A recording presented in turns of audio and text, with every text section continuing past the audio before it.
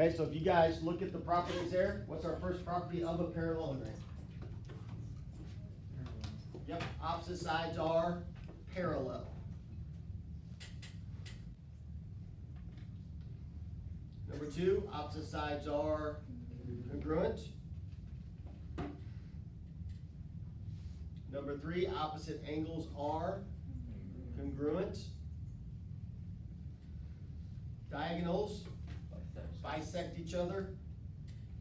And consecutive angles are supplementary.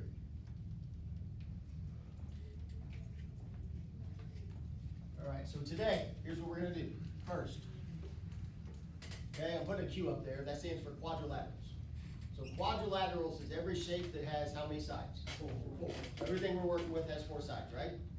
What is the only thing we know about quadrilaterals? They have 4 sides. Good, they have 4 sides, thank you, very good. 360. The angle, all 4 angles add up to 360 also. So technically, there's 2 things we know. They have 4 sides, all 4 angles add up to 360. Last lesson, we did parallelograms, right? So is a parallelogram a quadrilateral? Sometimes. Always, Always. because it has 4 sides, right? Yeah. So it has all those properties, but it's the special type, where we know the opposite sides are parallel plus what we just talked about. Does that make sense, everybody? So what we're gonna do today, we're gonna take, out of the parallelograms, some of them have a special quality. They're called a rhombus.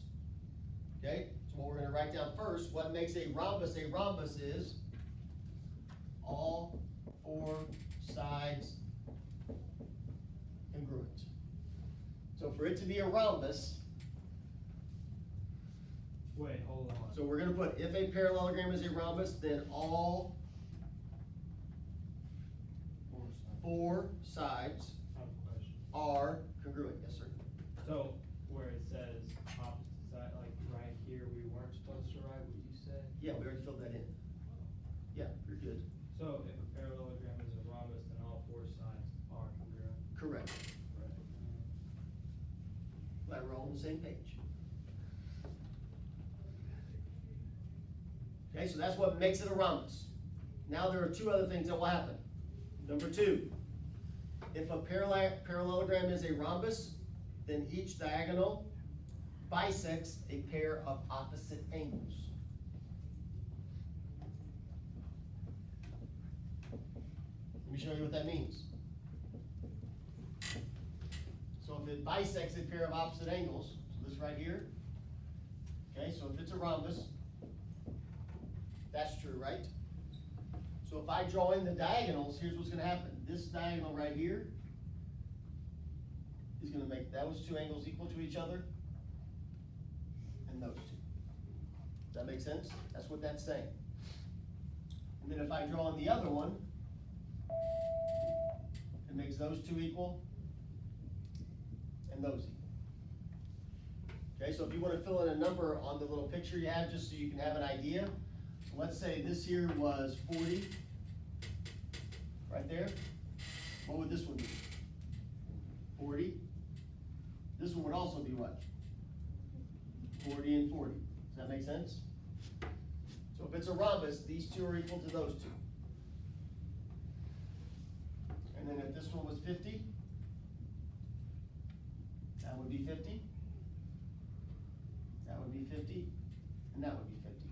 Does that make sense? And then one more thing happens. The diagonals are perpendicular. So if it's a rhombus, the diagonals are perpendicular to each other. So if they're perpendicular, that means they form what angle? A 90. A 90. So that means right here in the middle, that's a 90-degree angle. Actually, all 4 would be a 90. So everybody good with that? All right, let's turn the page and do one together. Using those facts. Okay, so we know that this shape on number 1 there is a rhombus, right? So what would angle 1 equal right there? 38. Okay, how do we know that? Because if it's a rhombus, those two angles right there would be equal to each other. Does that make sense, everybody? Now, this is a parallelogram. So we do know these two angles are equal, but we gotta figure out that angle, right? What would these three angles add up to if that's a triangle right there? 180, right? So if I take the 38 and 38, which is 76, and I subtract it from 180,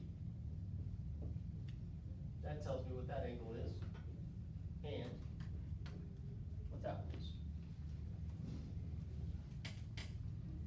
Does that make sense, everybody? Okay, you guys try 2A and 2B.